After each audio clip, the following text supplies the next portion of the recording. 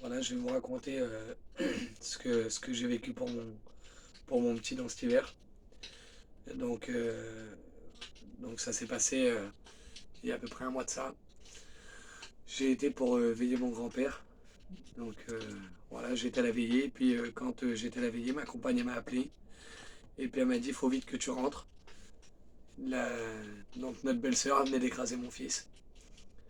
Et donc là, je comprenais plus trop ce qui m'arrivait. J'ai pris la route, je suis rentré vers moi.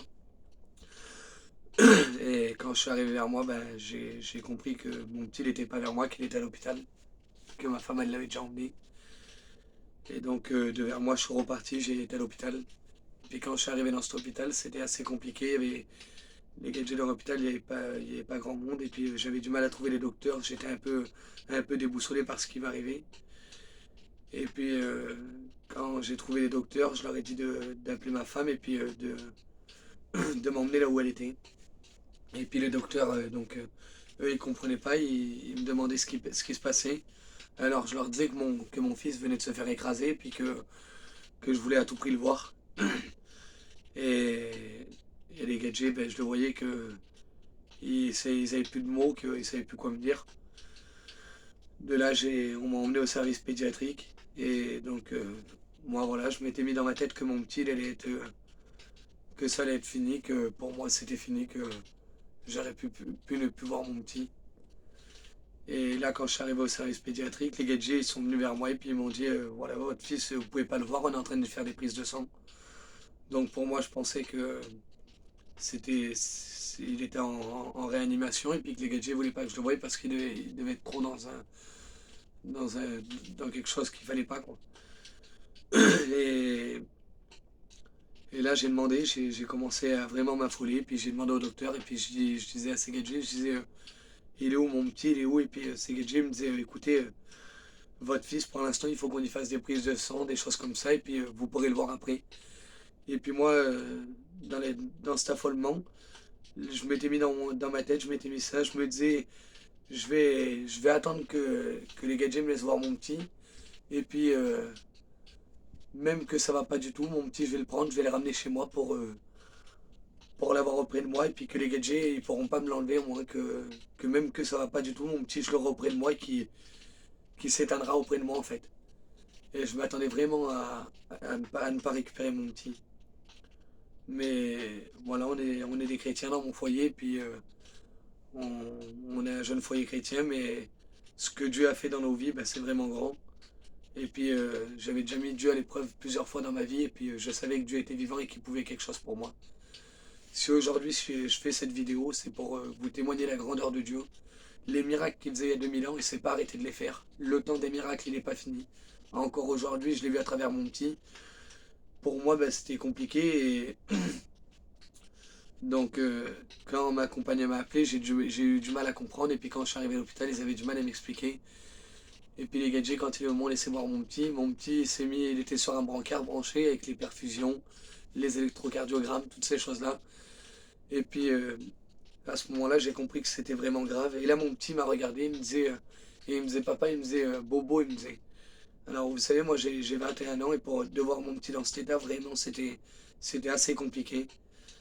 Ma femme, elle était à côté, puis elle a pleuré, puis voilà, c'est vrai que malgré qu'on est chrétien, des fois, ben, c'est compliqué. Et puis là, la seule appui qu'on avait, c'était pas vers nos parents, c'était envers Dieu. Parce qu'on savait que nos parents ne pouvaient plus rien faire pour nous, on savait qu'il y avait vraiment que le Seigneur qui pouvait mettre sa main. Et là, donc, donc mon petit médecin, et puis il m'a regardé, il m'a dit papa, il m'a dit dodo, mon petit, il me disait. Alors, je me suis allongé à côté de lui, et puis je me suis mis à prier. Et je dis Seigneur, je dis, tu vois mon petit, je dis, tu vois dans l'état qu'il est. Je dis, tu connais toutes choses. Je dis, ce petit, c'est toi qui me l'as donné. Ben, je dis, Seigneur, laisse-moi-le. Et j'ai vraiment prié Dieu de tout mon cœur. Et, et là, mon petit s'est endormi dans mes bras. Et à ce moment-là où c'est endormi, moi je comprenais pas, je croyais qu'il était en train de s'éteindre. Et je regardais les électrocardiogrammes et puis je regardais si le pouls de mon petit descendait pas ou son cœur il s'arrêtait pas de battre. Et puis je voyais que tout allait bien. Et puis là, donc j'ai discuté avec elle et puis je dis comment ça s'est passé alors. Et puis là, elle m'expliquait qu'en fait, mon petit, pendant 2 minutes qu'elle avait eu la tête tournée, il était sorti du camping et puis Et il jouait avec un petit vélo qu'il avait, et puis il était sorti du terrain vers nous, et puis ma belle-sœur, elle l'avait pas vu avec l'auto, et il avait roulé sur les deux jambes. Et à ce moment-là, quand elle l'a pris pour le mettre dans l'auto, le petit, il saignait du nez, et le petit faisait comme des malaises dans l'auto, il partait, il revenait, il partait, il revenait. Et puis moi, quand je suis arrivé, ben, déjà, on va dire que je le crois que Dieu avait déjà étendu ses mains, parce que dans l'auto, quand j'allais à l'hôpital, je priais de tout mon cœur.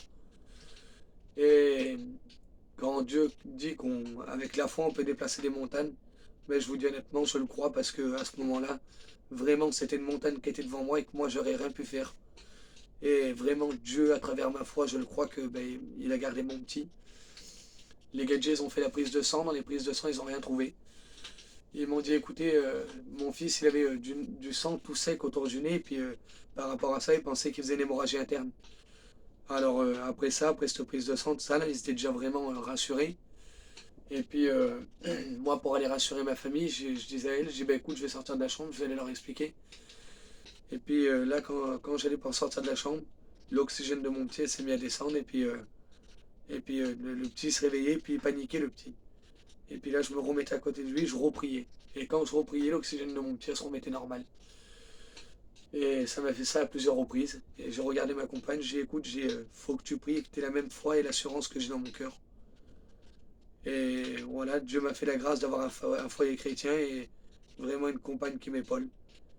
Et là, j'ai vu que la foi que j'avais, ben, elle l'a mis aussi en action, sa foi à elle. Et puis j'ai pu sortir de la chambre et puis aller dire à ma famille qu'il n'y avait pas d'hémorragie interne et que le petit pour l'instant c'était sur de bonne voie, que les gadgets allaient faire des radios pour voir s'il n'avait pas les jambes cassées ou des choses comme ça. Ils pensaient qu'il avait le bassin touché, tout ça, c'était assez compliqué. Et on a fait les radios, tout ça, et puis les gadgets, donc ils avaient vraiment envisagé des grandes choses parce qu'ils avaient mis mon petit sous antalgique, ils avaient mis mon petit sous des cachets vraiment forts. Et Et là, ils ont fait les radios, ils ont vu qu'il n'y avait rien de cassé. Et pour eux, ça semblait vraiment, vraiment bizarre que mon petit s'était fait écraser, puis qu'il puisse marcher, et puis qu'il n'ait rien comme ça. Et là, j'ai guetté la gadget, et mon petit, il avait un point sur la jambe. Et je lui ai dit, vu que mon petit, il n'a rien de cassé, puis que la prise de sang n'a rien donné, je dis, il peut marcher. Et là, la gadget m'a regardé, elle n'avait pas du tout envisagé cette option. Pour elle, c'était une chaise roulante, tout plein vraiment des complications. Et donc la gadget m'a regardé avec étonnement, et puis elle m'a dit bah oui. Et puis on a posé mon petit par terre et mon petit marchait comme si de rien n'était, comme si qu'il avait jamais rien eu le petit. Et là les gadgets ils comprenaient pas parce que mon petit il était encore sous médicaments qui étaient assez forts. Et la gadget elle venait de lui faire le point, elle lui a mis un masque et ce masque il étourdit les enfants et c'est pour moins leur faire sentir la douleur. Et là elle me dit monsieur, elle me dit voilà, elle me dit c'est compliqué, elle me dit votre fils il devrait pas marcher comme ça. Elle me dit on l'a mis sous des produits très forts, elle me dit parce qu'on pensait qu'il avait les jambes ou le bassin cassé, elle me dit on l'a mis sur des produits forts, elle me dit il devrait pas marcher comme il marche. Et là vraiment j'ai vu que c'était Dieu qui avait mis sa main. Et puis dans mon cœur, moi je voulais entendre vraiment que c'était un miracle. Et là il y a une femme qui vient, donc malgré tout il voulait garder mon petit une nuit pour être sûr qu'il avait rien du tout. Donc il y a la femme qui s'occupe de les mettre en chambre. Elle est venue, elle est descendue, et puis elle m'a dit comment ça s'est passé. Alors je lui ai expliqué. Je lui ai dit que ma belle-sœur, elle n'avait pas vu mon fils et qu'elle lui avait roulé dessus. Et la Genji, donc elle comprenait pas. Elle me disait, mais le sol, c'était quoi? Elle me dit, c'était du sable, elle me dit. Je dis, non, non, madame, c'était du goudron, je dis. Et là, la Genji m'a regardé, elle me dit, vous savez, monsieur, elle me dit, si ça s'est passé comme vous me l'expliquez, elle me dit, bah, c'est un miracle, elle me dit. Et vous savez, à travers ce témoignage, je voudrais vous dire que le temps des miracles n'est pas fini. Ce que Dieu a fait pour mon fils, je le crois qu'il peut le faire pour n'importe quelle situation que vous avez devant vous. Aucune montagne n'est trop grande pour lui, comme le cantique le dit. Et voilà, ce que Dieu a fait dans ma vie, ben, je le crois qu'il peut le faire aussi dans votre situation. Aujourd'hui, voilà, je suis jeune, j'ai un foyer chrétien, je remercie le Seigneur pour ce qu'il a fait dans ma vie. Je vous remercie vraiment qu'il a gardé mon petit et je vous encourage vraiment à faire une expérience avec lui, à le mettre à l'épreuve et vous verrez que Dieu est vivant. Voilà, que Dieu vous bénisse.